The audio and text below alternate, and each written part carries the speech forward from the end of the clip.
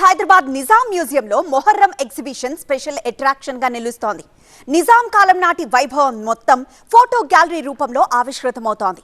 నిజాం కాలంలోని అరుదైన బంగారం, వెండి, వజ్రాభరణాలను నిజాం ట్రస్ట్ ప్రత్యేకంగా ప్రదర్శిస్తోంది. కర్బలా యుద్ధ వీరుల త్యాగాలను స్మరిస్తూ ఆనాటి చారిత్రక ప్రాధాన్యతను నేటి తరానికి తెలియజేస్తోంది. మొహరం సందర్భంగా హైదరాబాద్ పాత బస్తీలోని నిజాం మ్యూజియంలో నిజాం ట్రస్ట్ అధికారులు ప్రత్యేక గ్యాలరీని ఏర్పాటు చేశారు. కర్బలా యుద్ధంలో అమరులైన వీరుల త్యాగాలను స్మరించుకుంటూ ఏర్పాటు చేసిన ఈ ప్రదర్శన సందర్శకులను విశేషంగా ఆకట్టుకుంటోంది.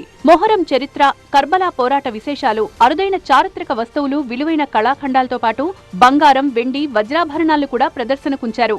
ఈ మొహరం ఎగ్జిబిషన్ సందర్భంగా కర్బలా నుంచి కుతుబ్షాహీ పీరియడ్ నుంచి అసఫ్ జాహీ పీరియడ్, ఈ మొహరం ఫెస్టివల్ని మనం ఎలా సెలబ్రేట్ చేసుకుంటున్నామో అది ఎలా ఇక్కడికి ట్రాన్స్ఫర్ అయ్యింది, ప్లస్ మొహరంకి సంబంధించి మనం మేజర్గా కుతుబ్షాహీ పీరియడ్లో తీసుకున్న masks in Golconda fort, as well in Qutb Shahi Asaf Jahi పీరియడ్లో మనకి ఇక్కడ ఈ ఎలిఫెంట్ ప్రొసెషన్ కానీ మన ఈ సెలబ్రేషన్స్ కానీ ఇవన్నీ కూడా మనం ఇక్కడ చూడొచ్చు.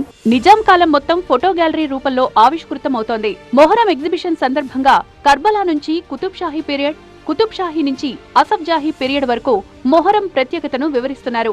నిజాం పాలన చరిత్ర, సంస్కృతి, రాజవంశ వైభవం గురించి ఫోటో గ్యాలరీ తెలియజేస్తోంది. ఈ ఎగ్జిబిషన్లో బంగారు సింహాసనం, వజ్రాలు పొదిగిన బంగారు టిఫిన్ పెట్టే, జూబ్లీ హాల్ యొక్క చిన్న ప్రతిరూపం, మీర్ ఉస్మాన్ అలీ ఖాన్ యొక్క గాజు పొదిగిన చిత్రపటం, చార్మినార్ ప్రతిరూపం లాంటివి ఉన్నాయి. అలాగే ముత్యపు చిప్పలు పొదిగిన చెక్క వ్రాత పెట్టే, బంగారు కత్తులు, పెట్టెలు, పాల్వంచరాజు సమర్పించిన వెండి పాత్రలు, వజ్రాలు పొదిగిన వెండి కాఫీ కప్పులతో పాటు రకరకాల పాత్రలు, ఆభరణాలు ప్రదర్శనలో ఉంచారు. This is the royal throne of H.A.Nizam, to Mir Usman Ali Khan.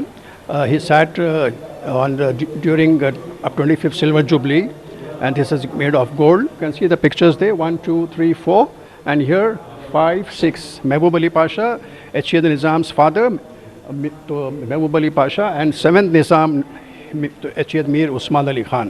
He was the richest man in the world. He has donated 5,000 kg gold during India and China war in 1965, 5,000 kg gold to Indian defense.